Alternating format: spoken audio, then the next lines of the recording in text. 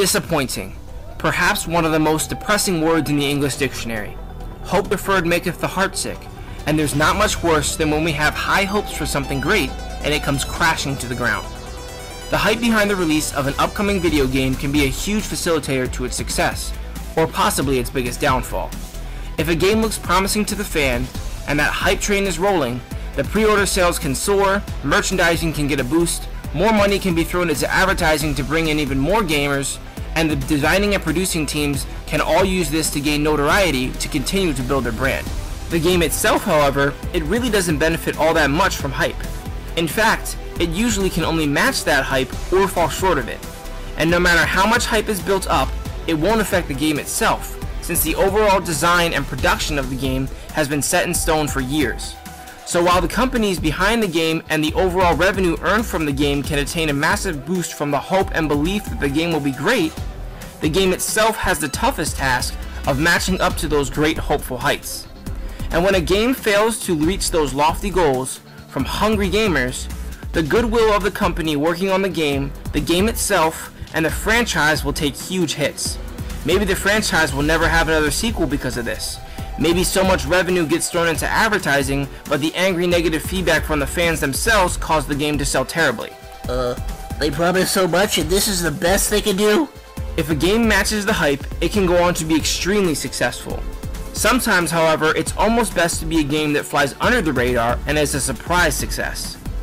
Either way, for a game to be disappointing, it first has to have some sort of expectation. If I was really hoping and believing that Assassin's Creed Unity would be a Game of the Year candidate, then I'd be extremely disappointed. However, if I'm not a fan of the franchise, or if I predicted that the first entry in this next gen might not be that great, well then I'm not really that disappointed. A game can be a good game and still be disappointing if the hopes and aspirations of its fans were that it would be absolutely amazing. A game's disappointment level is completely revolved around the hype, hope, and expectations of the game before it launched. The nominees on this list were games that I had high hopes for. Either they were games that I believed would be amazing and they ended up lacking in content or filled with poor execution, or they were games that I thought would be at least fun and enjoyable and instead ended up being sloppy and average. With all that being said, here are the nominees for the most disappointing games of 2014.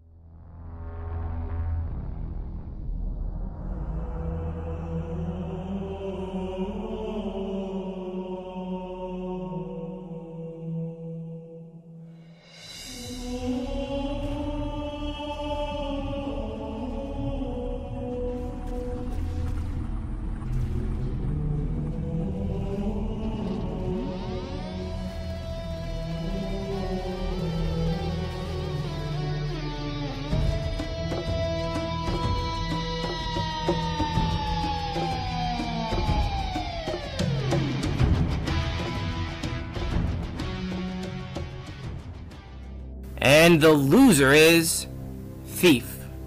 The Master Chief Collection is disappointing in two ways.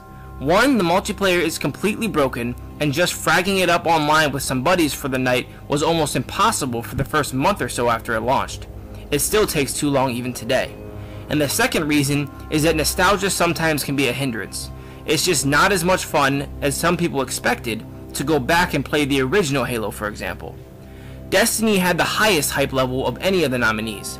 It just barely was beaten out by Thief as most disappointing. The whole gaming world really seemed to be expecting Destiny to be the best next-gen level game so far. And to be fair, the game isn't that bad. It's got solid gameplay, fun mechanics that have never really been seen in an online console shooter before, and a beautiful, colorful world. But the story sucks, the competitive multiplayer is unbalanced and frustrating, and it's very repetitive. And it just feels like we were all duped into thinking it would be so much more. Titanfall also had a lot of hype behind it. It was supposed to be the Xbox big exclusive. The gameplay itself is solid and smooth and in some ways refreshing, but there's no depth here. It feels like an unfinished game. Since its release, there have been many updates that have really expanded upon the game, allowing for much more content, but it's still not quite enough, and it's just also too late. But the biggest loser in all of this is Thief. Thief is by far the worst game of the nominees. The hype was relatively high as well. Deus Ex Human Revolution was an amazing game, filled with stealth, a good story, smart game design and progression, and fun gameplay. So when I heard that the same team was making the next installment in the Thief franchise, I was sold. But alas, what I got was a game with difficult, clumsy controls, strange AI, a predictable story with characters that no one really cares about, and the worst overworld in recent gaming history. If a friend wanted to jump into a match on Titanfall or Halo, I might join them just for a bit of fun. If someone wanted help in a raid in Destiny, I might be in. But after the sour taste that was left in my mouth from Thief, when I wanted it to be so much better, I don't think I'll ever touch the game again. Thief was my most disappointing game of 2014.